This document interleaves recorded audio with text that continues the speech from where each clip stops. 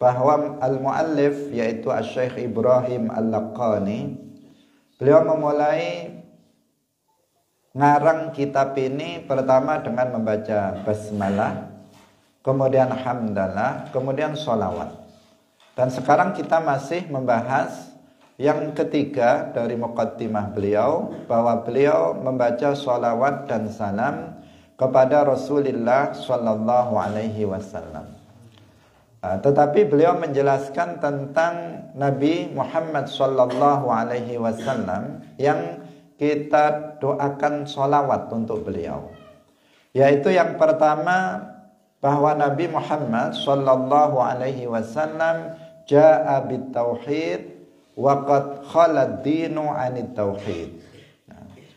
Bahwa Nabi Muhammad itu datang dengan membawa ajaran tauhid.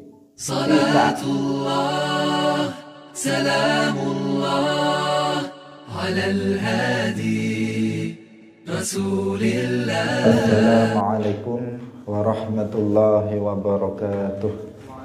Baca matan 1 sampai 10. Wahid, ithnani, thalatha. Alhamdulillahi ala silatihi, thumma salamullahi ma salatihi, ala nabiyyin ja'a bit tauhidi, wa qad 'arad dinu 'anit tauhidi, fa arsyadal khalqa lidinil haqqi bi sayfihi wa hadiyihi lil haqqi Muhammadil aqib li rusli rabbihi wa alihi wa sahbihi wa hizbihi wa ba'du fal ilmu bi asli dini Muhammadun yahtaju litabyini,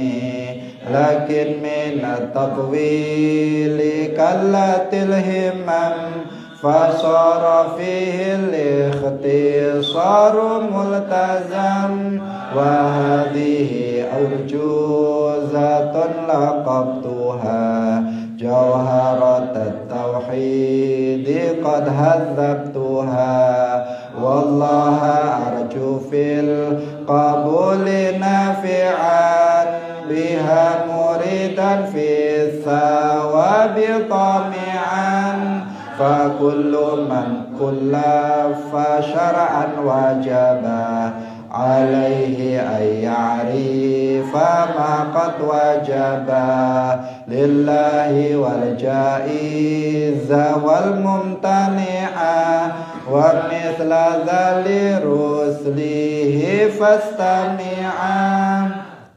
Hadirin hadirat kaum muslimin muslimat, pemirsa Madu TV rahimakumullah.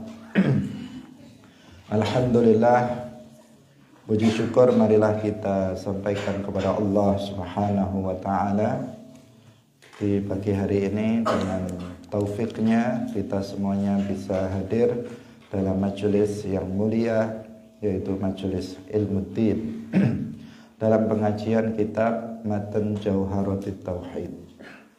Semoga Allah Subhanahu wa taala memberkahi majelis kita dan kita semuanya mendapatkan ilmu yang bermanfaat fid dunya wal akhirah. Amin ya rabbal alamin. Salawat dan salam semoga tetap terlimpahkan kepada junjungan kita Nabi Agung Nabi Muhammad sallallahu alaihi wasallam, para sahabatnya, keluarganya, serta seluruh umat Islam yang mengikuti beliau ila yaumil qiyamah.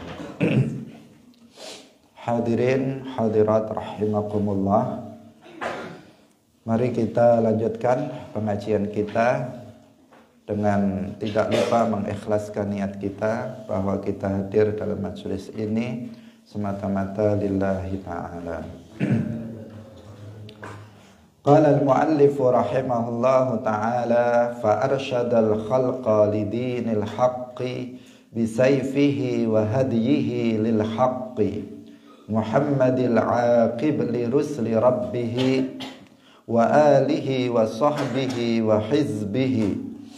Fa arsyada nuli paring pituduh sapa Kanjeng Nabi al khalqa ing makhluk lidinil haqqi maring agama kang bener. Bisaifihi kelawan pedange Kanjeng Nabi wa hadihi lan pitutuhe Kanjeng Nabi lil haqqi maring perkara kang hak, perkara kang bener. Muhammad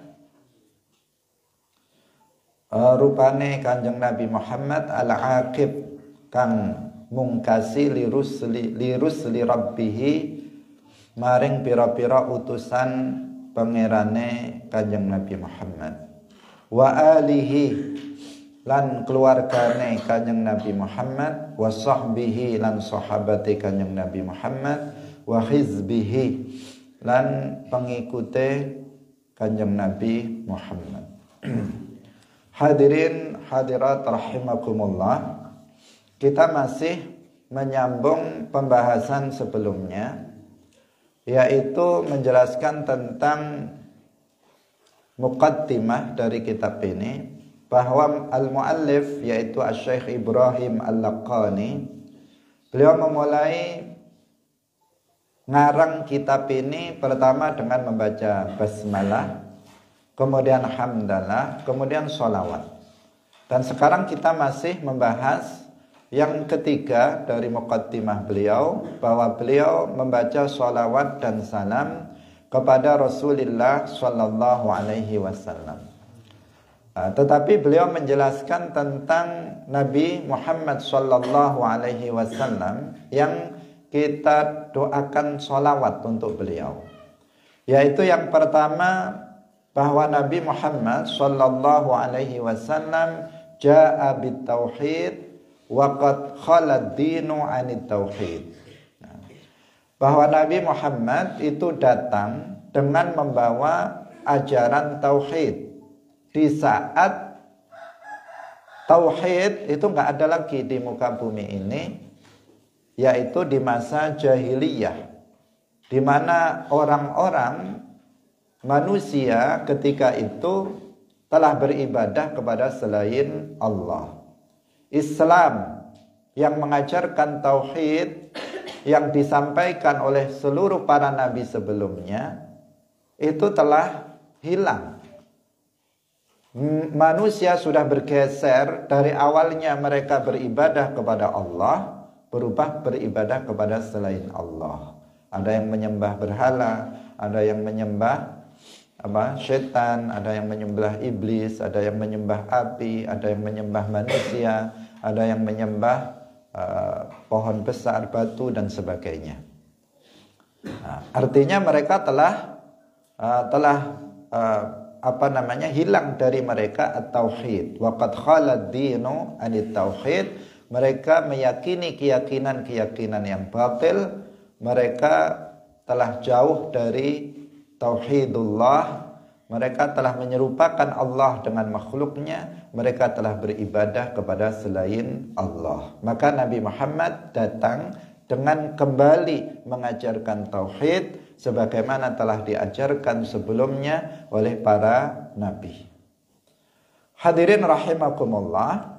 Kemudian yang kedua, al-muallif rahimahullah mensifati Nabi kita Muhammad bahwa beliau itu fa'arsyadal khalqa lidinil haqqi bisayfihi wa hadiyihi lil haqqi. Bahwasanya Nabi Muhammad itu telah memberikan petunjuk makhluk, al-khalqa di sini makhluk yang dimaksud adalah al-ins wal jin, yaitu manusia dan jin. Bahwa Nabi Muhammad Sallallahu Alaihi Wasallam telah memberikan petunjuk kepada seluruh manusia dan jin lidinil haqqi pada agama yang benar, yaitu agama Islam. Ad-din al-haq huwal Islam. Allah Ta'ala qala, berfirman Allah di dalam Al-Quran, inna ad-dina indallahil Islam. Sesungguhnya agama yang benar menurut Allah itu adalah Islam. Maka ketika disebut ad-dinul haq, maka hanya satu, yaitu hanya Islam. Sementara agama-agama selain Islam adalah al-adyan al-batilah, agama-agama yang batil, yang menyimpang dari tauhid, yang menyimpang dari ajaran yang telah diajarkan oleh para rasul sebelumnya.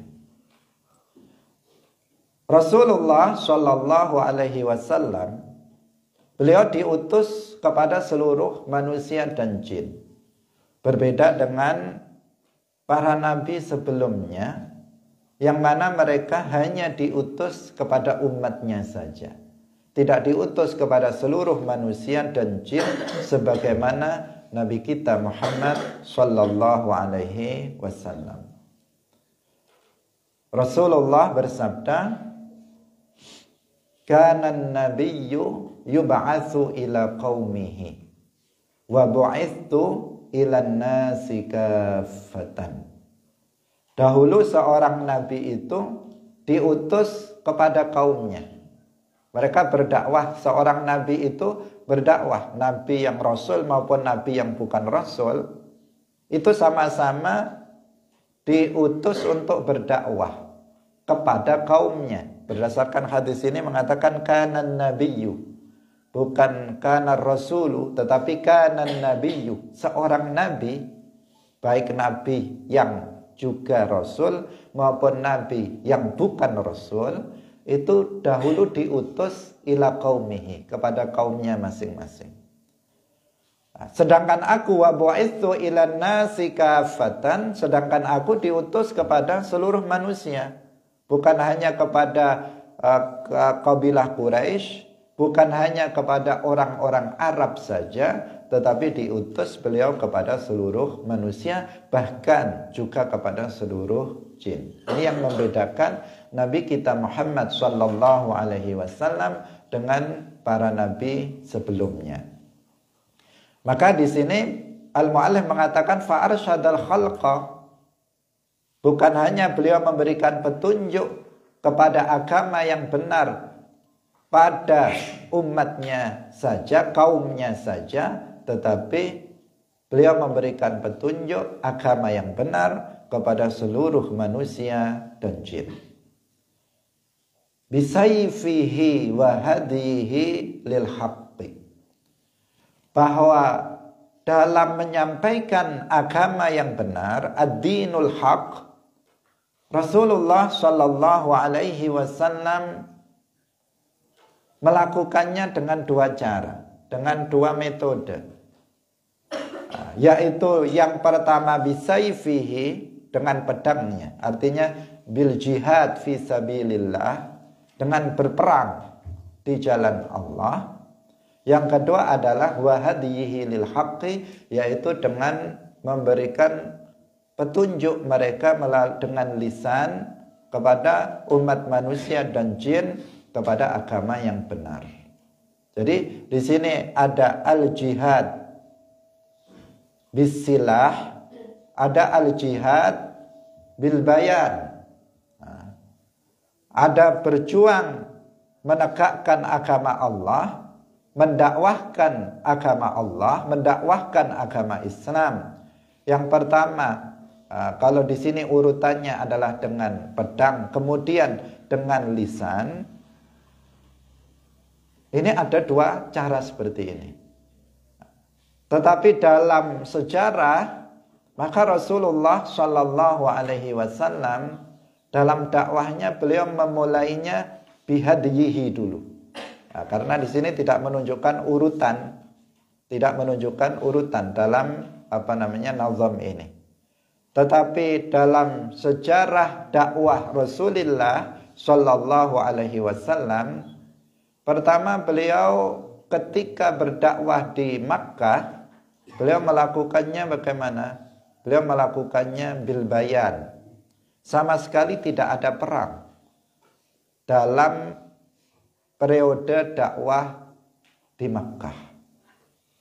Pertama kali beliau berdakwah dengan sirriyah,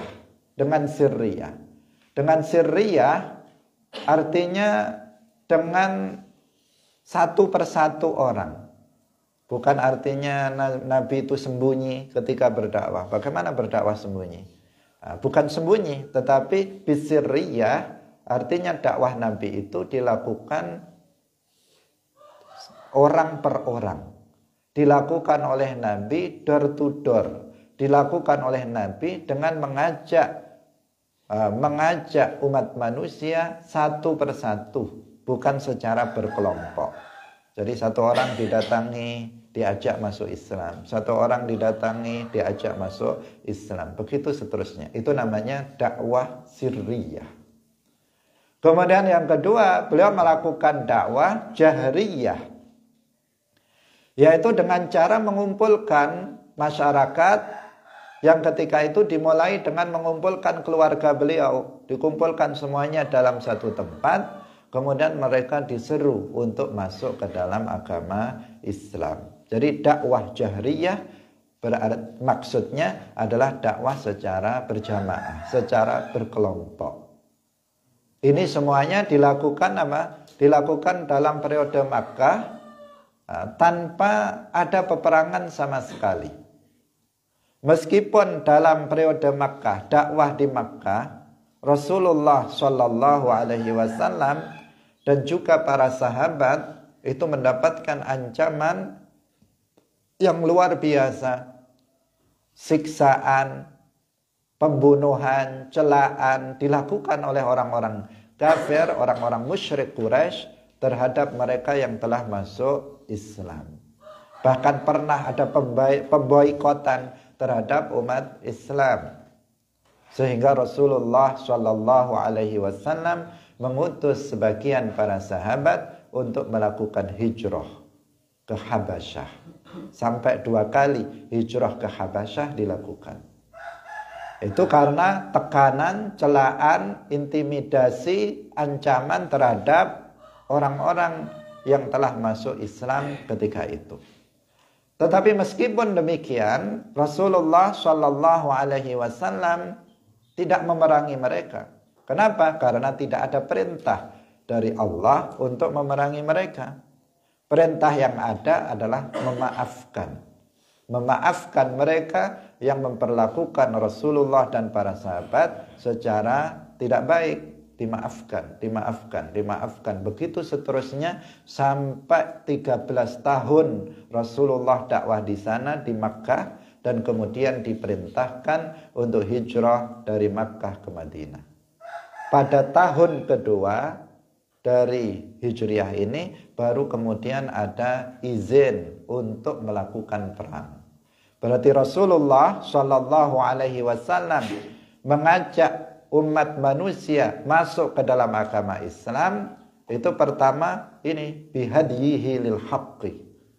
Dengan lisan beliau menyampaikan kebenaran Islam dan mengajak umat manusia masuk ke dalam agama Islam secara damai tanpa ada peperangan.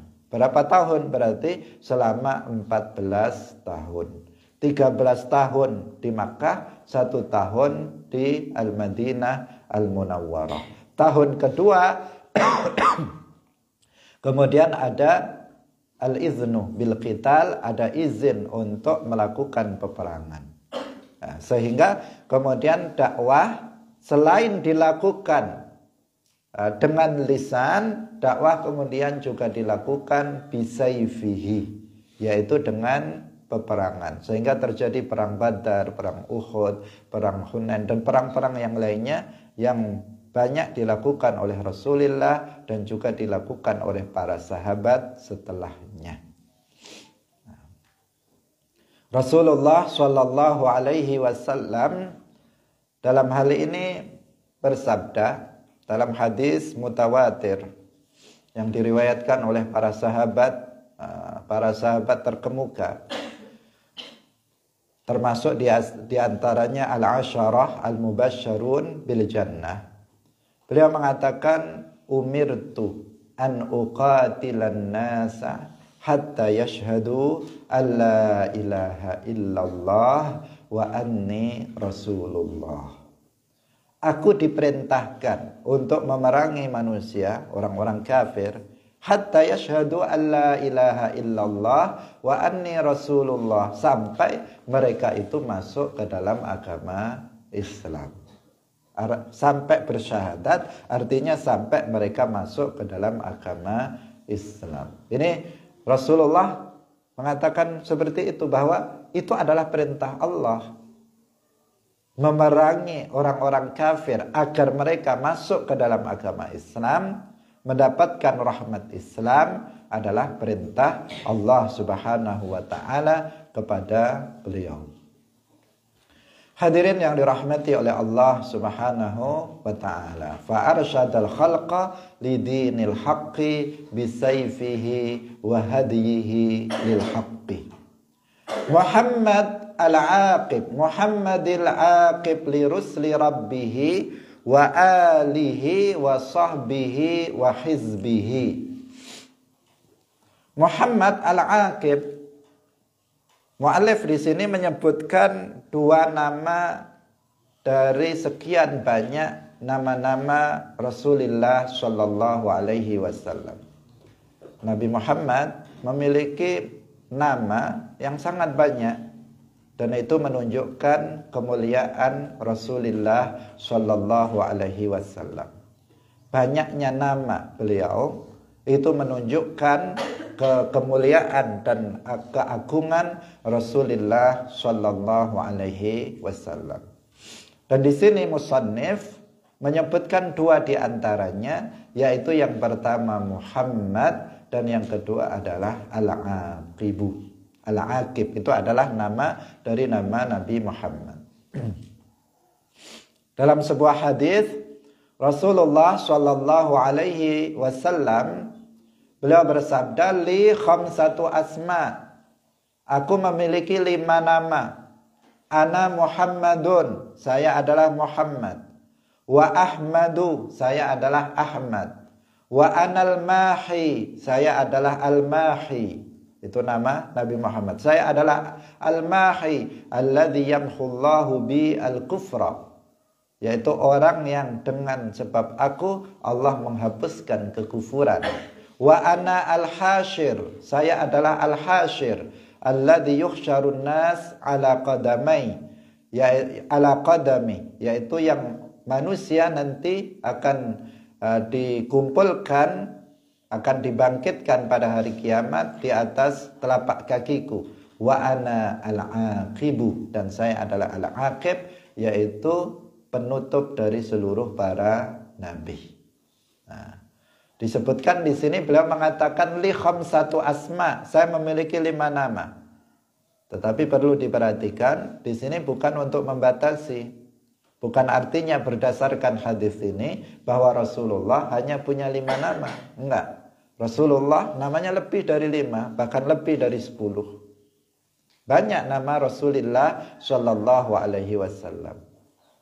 Tetapi beliau menyebut 5 adalah nama Nabi yang dikenal. Bahkan telah dikenal sebelum Rasulullah Shallallahu Alaihi Wasallam itu diutus. Yang dikenal di kalangan para nabi sebelumnya, yang dikenal oleh umat nabi sebelumnya, karena nama-nama itu disebutkan dalam kitab-kitab mereka. Nah, 5 nama ini, yaitu Muhammad, kemudian Ahmad, kemudian Al-Mahi, kemudian Al-Hashir, kemudian Al-Aqib. Nah, 5 nama ini. Nah, hadirin yang dirahmati oleh Allah Subhanahu wa taala, Muhammad ini adalah nama yang paling masyhur dari nama Nabi kita, Nabi Muhammad Sallallahu Alaihi Wasallam. Ini yang paling masyhur, nama ini Muhammad. Beliau diberi nama ini yang menunjukkan kemuliaan dari, atau menunjukkan keagungan dari Rasulullah Shallallahu Alaihi Wasallam. Muhammad artinya yang dipuji. Penamaan ini Karena Rasulullah Shallallahu Alaihi Wasallam itu banyak memiliki sifat-sifat yang terpuji. Beliau sejak kecil sudah memiliki sifat-sifat yang hamidah, sifat-sifat yang terpuji, sifat-sifat yang mahmudah, yang terpuji. Itu sejak kecil. Akhlak beliau dikenal dengan yang sangat mulia, sangat baik. Itu pertama, kenapa beliau lebih dikenal dengan nama Muhammad. Muhammad adalah nama beliau, dan nama beliau jumlahnya sangat banyak, tetapi yang paling banyak dikenal adalah Muhammad. Kenapa? Yang pertama, ya karena Nabi Muhammad itu memiliki sifat-sifat yang hamidah, sifat-sifat yang terpuji, akhlak yang mulia sejak beliau kecil sampai beliau diangkat menjadi seorang nabi. Yang kedua, karena Allah Subhanahu wa taala dan juga para malaikatnya itu memuji beliau, memuji-muji Rasulullah sallallahu alaihi wasallam. Bahkan Allah Subhanahu wa taala di dalam Al-Qur'an memuji akhlak mulia Rasulullah sallallahu alaihi wasallam. Allah berfirman, "Wa innaka la'ala khuluqin 'azim." Dan sesungguhnya kamu wahai Muhammad benar-benar orang yang menetapi akhlak yang sangat agung, yang sangat mulia. Allah memujinya. Sehingga beliau adalah orang yang terpuji, dipuji oleh Allah, dipuji oleh para malaikat, dipuji oleh umat manusia karena kemuliaan akhlak beliau. Hadirin yang dirahmati oleh Allah Subhanahu wa taala. Kemudian nama yang kedua yang disebutkan di sini adalah Al-Aqib. Al-Aqib artinya beliau adalah khatimul anbiya. Beliau adalah khatamun nabiyyin. Dalam Al-Quran disebutkan wa khatamun nabiyyin, wa khataman nabiyyin. Beliau adalah akhir penutup dari para nabi. Artinya nggak ada seseorang yang diangkat menjadi nabi setelah Rasulullah Muhammad sallallahu alaihi wasallam. Kalau ada seseorang yang mengaku menjadi seorang nabi setelah Nabi Muhammad sallallahu alaihi wasallam, maka dipastikan dia adalah seorang pembohong. Wajib bagi kita untuk mendustakannya. Wajib kita untuk mengatakan kepadanya, kamu adalah seorang pembohong. Seperti apapun dia, apakah dia orang yang hebat, apakah dia memiliki banyak keajaiban-keajaiban, apakah dia orang yang sakti, apakah dia orang yang luar biasa keilmuannya, kalau dia mengaku sebagai seorang nabi yang diutus setelah Nabi Muhammad sallallahu alaihi wasallam, maka pastikan bahwa dia adalah seorang pembohong. Karena Allah Subhanahu wa taala sudah menyebutkan bahwa beliau adalah khatamun nabiyyin. Dan Rasulullah sallallahu alaihi wasallam dalam hadis yang tidak sedikit, dalam hadis yang sangat banyak, telah juga menegaskan bahwa beliau adalah penutup dari para nabi. Beliau mengatakan wa khutima biyan nabiyyun, dan diakhiri dengan aku seluruh para nabi. Artinya kalau sudah diakhiri, nggak ada lagi nabi setelah beliau, Nabi Muhammad sallallahu alaihi wasallam. Dalam hadis yang lain, Rasulullah sallallahu alaihi wasallam bersabda, "Lau kana ba'di nabiyyun lakana Umar." Apabila ada nabi setelah aku, maka dia adalah Umar. Tetapi karena nggak ada lagi nabi setelah beliau, maka Umar juga bukan nabi. Beliau seorang wali, bukan seorang nabiullah. Karena nabi Muhammad sallallahu alaihi wasallam adalah penutup dari seluruh para nabi. Maka waspadalah jika pada hari ini bahkan setelah wafatnya Rasulullah sallallahu alaihi wasallam muncul nabi-nabi palsu. Dan sampai hari ini juga muncul banyak sekali nabi-nabi palsu, termasuk di negara kita di Indonesia juga muncul orang-orang yang mengaku sebagai seorang nabi. Maka itu adalah kebohongan. Kebohongan, dipastikan dia telah berbohong.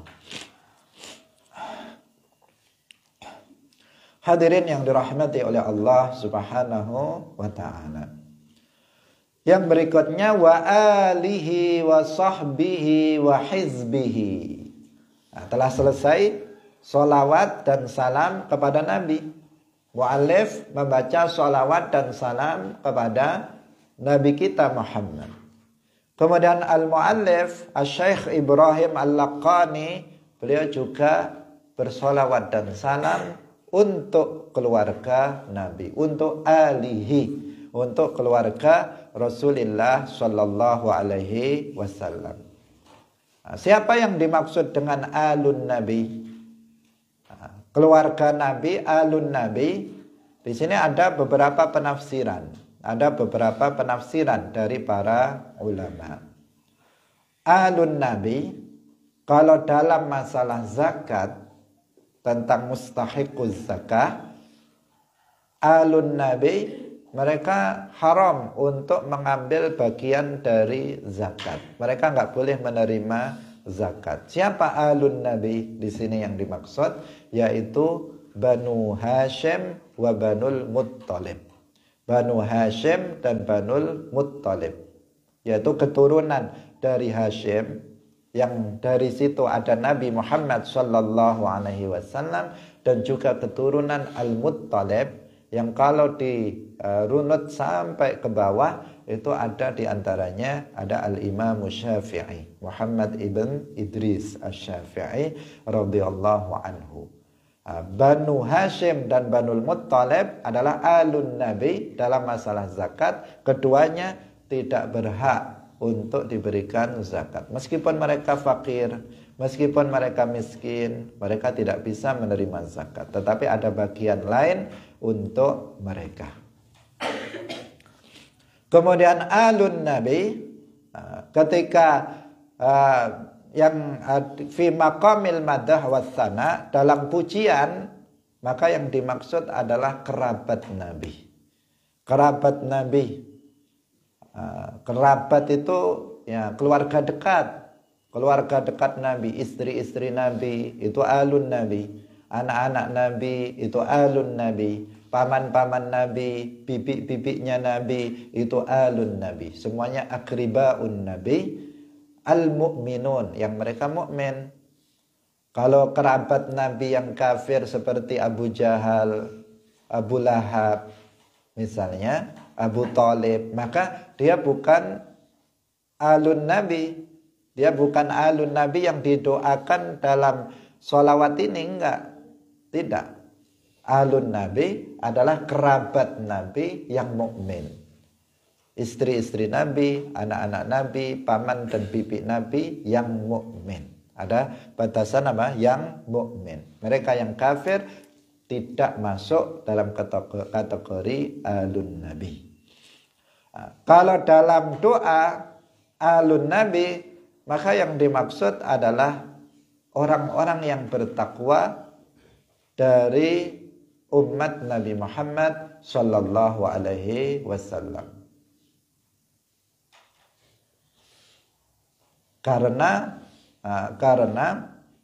orang-orang yang bertakwa kepada Rasulullah sallallahu alaihi wasallam adalah orang yang dekat dengan Rasulullah sallallahu alaihi wasallam, meskipun dia tidak dekat dari sisi nasab. Kalau ada seseorang yang tinggal jauh dari Al-Madinah Al-Munawwarah, misalnya tinggal jauh di Indonesia, di pelosok daerah di Indonesia, di tengah hutan, tetapi dia taqiyun, dia adalah orang yang bertakwa. dia adalah orang yang beriman dengan iman yang benar, menjalankan yang wajib, meninggalkan yang haram, maka dia adalah alun Nabi. Dia orang yang dekat dengan Rasulullah Sallallahu Alaihi Wasallam. Sebaliknya ada orang yang dia tinggal di Madinah Al-Munawwarah, tetapi dia tidak bertakwa kepada Allah, atau akidahnya melenceng, akidahnya tasbih, tajsim, seperti mereka orang-orang Wahabi. Meskipun mereka dekat dengan Nabi dari sisi tempat, dekat dengan makam Nabi dan seterusnya, maka mereka sesungguhnya jauh dari Rasulullah Sallallahu Alaihi Wasallam. Maka takwa ini menjadi parameter kedekatan seseorang dengan Rasulullah Sallallahu Alaihi Wasallam. Bukan kedekatan tempat, bahkan juga bukan kedekatan nasab. Orang yang memiliki nasab sebagai keturunan Rasulullah Sallallahu Alaihi Wasallam tidak diragukan bahwa mereka memiliki kemuliaan karena nasabnya yang bersambung kepada Rasulullah Sallallahu Alaihi Wasallam. Tetapi apabila ada orang yang kemudian dia masih memiliki nasab bersambung kepada Nabi, tetapi dia tidak bertakwa, dia tidak berilmu, yang wajib ditinggalkannya, yang haram dijalankannya. Meskipun dia nasabnya baik, maka dia kalah mulia dengan orang yang bukan keturunan Nabi, tetapi dia orang yang bertakwa. Nah, takwa di sini yang mendekatkan seseorang kepada Rasulullah Sallallahu Alaihi Wasallam. Maka dalam doa ketika kita mendoakan keluarga Nabi, maka masuk di situ adalah semua orang-orang yang bertakwa dari umat Nabi Muhammad Sallallahu Alaihi Wasallam. Hadirin rahimakumullah. Kemudian yang berikutnya wasahbihi maksudnya ashabihi, yaitu para sahabat Rasulullah Sallallahu Alaihi Wasallam. Sahabat, siapa itu sahabat?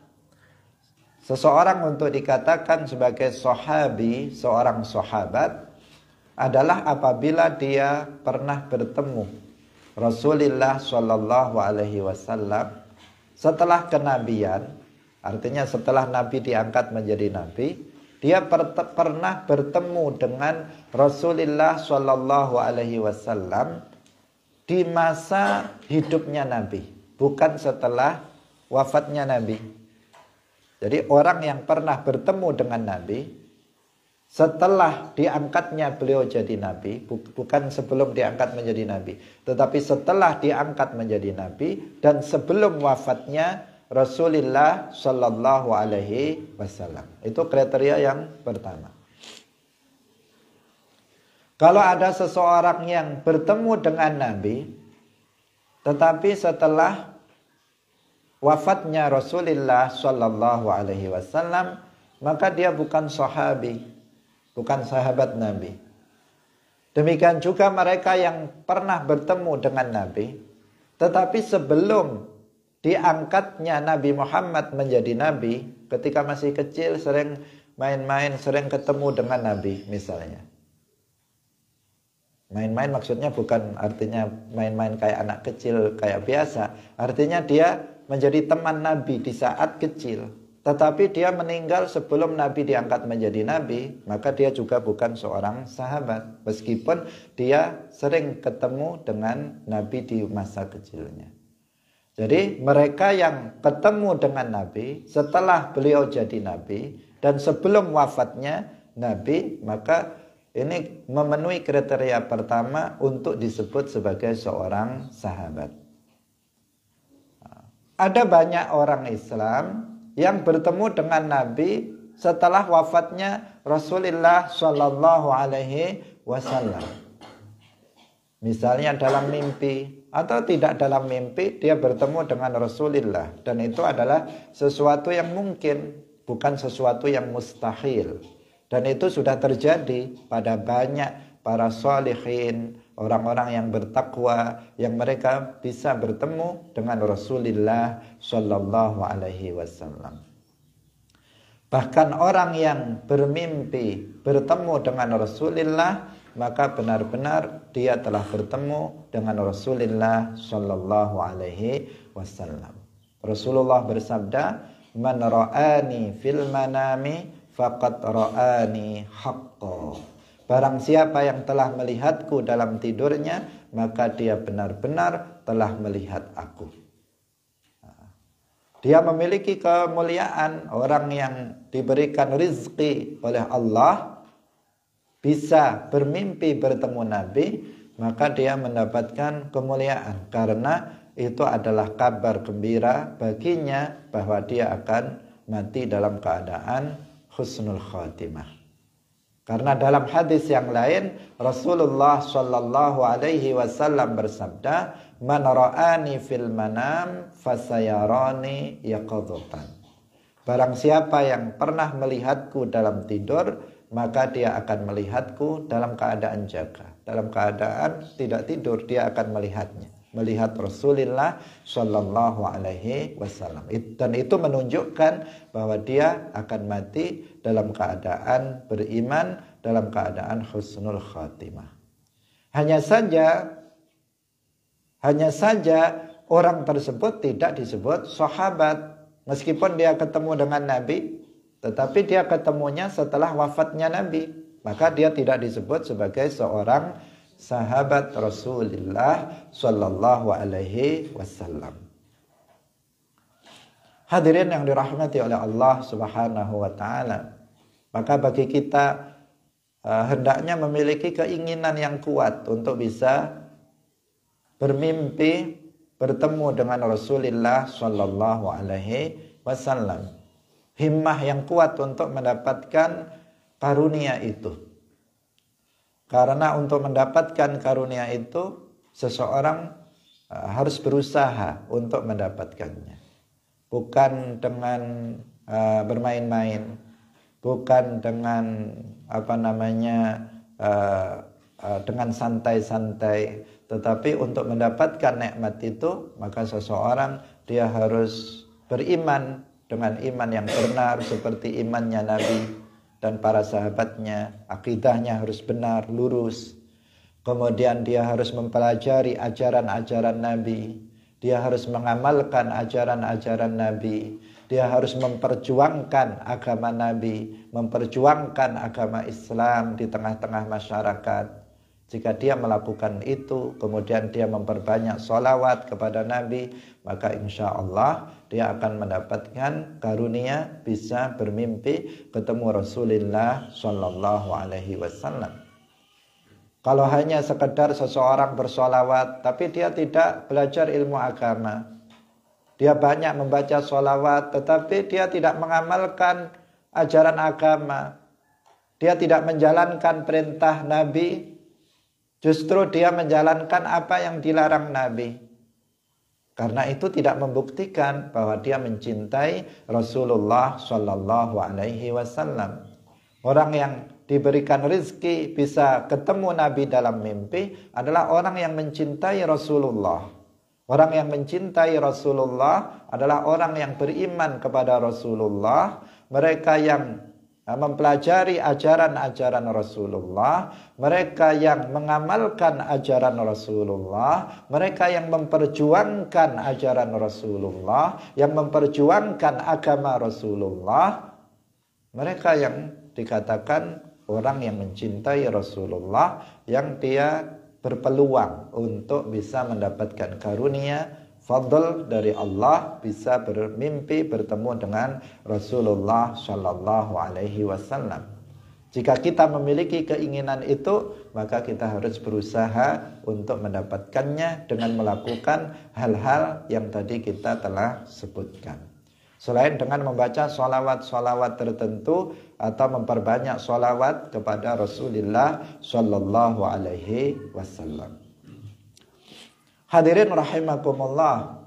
Kemudian yang kedua, kriteria yang kedua untuk disebut untuk seseorang disebut sebagai seorang sahabat, selain bertemu, dia harus beriman kepada Nabi. Kalau dia tidak beriman kepada Nabi, meskipun sering ketemu, dia bukan sahabat Nabi. Seperti Abu Lahab. Dia ketemu Nabi, sering ketemu Nabi. Abu Thalib juga sering ketemu Nabi. Tetapi dia tidak beriman, dia tidak muslim, dia tidak mukmin, maka dia bukan seorang sahabat. Bukan sahabat Rasulullah Shallallahu Alaihi Wasallam. Karena syarat untuk disebut sahabat, yang pertama ketemu Nabi, yang kedua adalah apa? Dia adalah beriman, mukmin, beriman kepada Rasulullah Shallallahu Alaihi Wasallam, dan yang ketiga dia mati dalam keadaan beriman. Dia mati dalam keadaan beriman, meskipun di tengah-tengah itu sempat murtad, tetapi jika dia kembali kepada Islam dan mati dalam keadaan muslim, maka dia tetap disebut sahabat. Karena kita tahu dalam sejarah, ketika Rasulullah Shallallahu Alaihi Wasallam wafat, banyak sekali orang yang murtad, murtadun, mereka pada murtad, ribuan orang murtad keluar dari Islam. Mereka yang imannya lemah, mereka yang masuk Islam hanya ikut-ikutan karena tren orang masuk Islam ketika itu. Mereka ketika Nabi wafat, mereka pada keluar dari Islam. Sehingga Sayyiduna Abu Bakar, Khalifatu Rasulillah, beliau memerangi orang-orang murtad ini. Di antara mereka yang diperangi, orang-orang murtad yang diperangi, ada yang mati dalam keadaan murtad. Tapi ada di antara mereka, banyak di antara mereka yang kemudian kembali lagi masuk ke dalam agama Islam. Yang mereka murtad, mati dalam keadaan murtad, meskipun sempat beriman kepada Nabi, mereka bukan sahabat.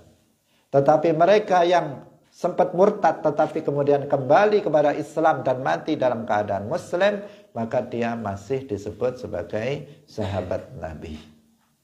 Jadi ada kriteria yang ketiga, yaitu dia mati dalam keadaan mukmin, dalam keadaan beriman, muslim. Tidak mati dalam keadaan kafir. Kalau mati dalam keadaan kafir, meskipun pernah beriman dan bertemu dengan Nabi, maka dia bukan disebut sebagai sahabat Nabi. Itulah sahabat Nabi, dan mereka memiliki kemuliaan. Para sahabat Nabi memiliki kemuliaan yang tidak dimiliki oleh orang-orang setelahnya. Karena mereka hidup bersama Rasulullah Shallallahu Alaihi Wasallam. Maka mencela para sahabat secara umum, semua sahabat mencelanya, itu adalah sebuah kekufuran. Adapun mencela satu persatu dari sahabat Nabi itu tidak diperbolehkan, tetapi tidak kufur. Tidak diperbolehkan seseorang mencela Nabi. Kita mengatakan tentang seorang sahabat sesuai dengan apa yang dikatakan oleh Rasulullah Shallallahu Alaihi Wasallam tentang mereka. Jika Nabi ada mensifati dua sahabat dengan sifat yang tercela, kemudian kita menyebutnya sesuai dengan apa yang dikatakan Nabi tentang sahabat itu, maka itu sesuatu yang diperbolehkan, bukan sesuatu yang diharamkan. Hadirin yang dirahmati oleh Allah Subhanahu wa taala. Wa sahbihi wa hizbihi. Hizib. Kalau hizbun secara bahasa biasa diartikan nama partai. Partai. Kalau hizbun Nabi, ada hizbun Nabi, ada Hizbullah, ada dikenal Hizbullah, ada dikenal Hizbun Nabi, Hizbur Rasul. Apa yang dimaksud dengan Hizbun Nabi? Yaitu para pengikut Nabi, umat Islam yang mengikuti Rasulullah Shallallahu Alaihi Wasallam dalam kebenaran, mereka disebut dengan Hizbun Nabi atau Hizbur Rasuli Shallallahu Alaihi Wasallam. Kita semuanya hendaknya menjadi Hizbun Nabi, Hizbur Rasul. yaitu orang-orang yang senantiasa meneladani Rasulullah Shallallahu Alaihi Wasallam, menjadi pengikut Rasulullah Shallallahu Alaihi Wasallam. Bagaimana pengikut itu? Namanya pengikut, ya ikut. Pengikut itu apa? Ikut Rasulullah, ikut akidah Rasulullah, ikut ajaran-ajaran ahkam yang diperintahkan untuk diamalkan oleh Rasulullah, mengikuti akhlak Rasulullah, itu namanya atba, itu namanya pengikut. Kalau seseorang itu Wahabi adalah pengikut Muhammad bin Abdul Wahab. Kenapa disebut pengikut? Karena mereka mengikuti akidahnya Muhammad bin Abdul Wahab yang sesat. Disebut atba. Mereka adalah hizbu Muhammad bin Abdul Wahab, hizbu syaitan. Mereka adalah pengikutnya para setan. Karena Nabi mengatakan tentang Najd bahwa di sana yatlaq qarnu syaitan, yaitu Muhammad bin Abdul Wahab, hizbu syaitan. Mereka adalah pengikut para setan. Hadirin yang dirahmati oleh Allah Subhanahu wa taala, Hizbur Rasul adalah pengikut Rasul. Secara total kita mengikuti Rasulullah Shallallahu Alaihi Wasallam, maka kita disebut Hizbur Rasul. Kalau Hizbullah, maka artinya adalah mereka yang beragama Islam, mereka yang menganut agama yang diridhai oleh Allah Subhanahu wa taala, yaitu agama Islam. Kemudian mereka taat kepada Allah Subhanahu wa taala. Apa artinya taat? Menjalankan semua yang diperintahkan oleh Allah Subhanahu wa taala dan meninggalkan semua yang diharamkan oleh Allah Subhanahu wa taala. Itu namanya taat. Dia adalah orang yang taat. Artinya dia orang yang menjalankan perintah Allah dan meninggalkan larangan-larangan Allah. Serta mereka menolong agama Allah. Bagaimana menolong agama Allah? Yaitu dengan mendakwahkan Islam ke sebanyak mungkin manusia.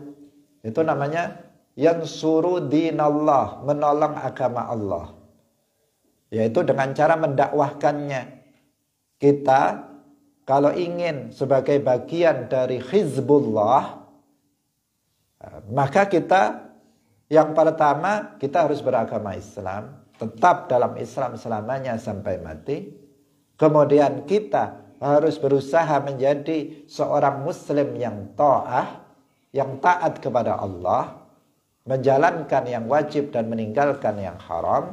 Kemudian yang ketiga, kita harus berusaha untuk menolong agama Allah, memperjuangkan agama Islam di tengah-tengah masyarakat. Berdakwah tidak hanya sekedar agama ini dilakukan tanpa diperjuangkan di tengah-tengah masyarakat, tetapi kita harus memiliki andil, kita harus memiliki posisi di dalam dakwah Islam Ahlus Sunnah wal Jamaah. Bukan hanya sebagai penonton. Dakwah Ahlus Sunnah wal Jamaah tetap akan jalan dengan kita atau tanpa kita. Islam Ahlus Sunnah wal Jamaah akan tetap jaya selamanya dengan kita atau tanpa kita. Meskipun kamu nggak di sini, meskipun kamu tidur saja, nggak berdakwah, meskipun kita ini santai-santai, nggak pernah menyampaikan Islam kepada orang lain, yakini Islam Ahlus Sunnah wal Jamaah tetap akan jaya. Dakwah Islam tetap akan berkibar, tanpa kita atau dengan kita. Maka beruntunglah jika kita termasuk orang yang menjadi bagian dari jayanya Islam Ahlus Sunnah wal Jamaah. Beruntunglah kita, mereka yang ikut memiliki andil dalam kejayaan Islam Ahlus Sunnah wal Jamaah. Karena itu sangat rugi. Yang rugi itu bukan Islamnya, tetapi kita yang rugi apabila kita tidak memiliki andil dalam kejayaan Islam Ahlus Sunnah wal Jamaah ini. Berpikir untuk kita, berpikir untuk kepentingan kita, bahwa kita adalah bagian dari Hizbullah, dari orang-orang yang menolong agama Allah Subhanahu wa taala, yang berjihad, yang memperjuangkan agama Allah Subhanahu wa taala di tengah-tengah masyarakat. Apalagi sekarang banyak kelompok-kelompok, banyak orang-orang yang mengganggu agama Allah, yang mereka merusak agama Allah. Ya, banyak kelompok aliran-aliran yang menyimpang dari Islam, yang menyimpang dari ajaran Allah dan Rasul-Nya. Mereka merusak akidah Islam. Mereka merusak ahkam dengan cara berfatwa dengan tanpa ilmu.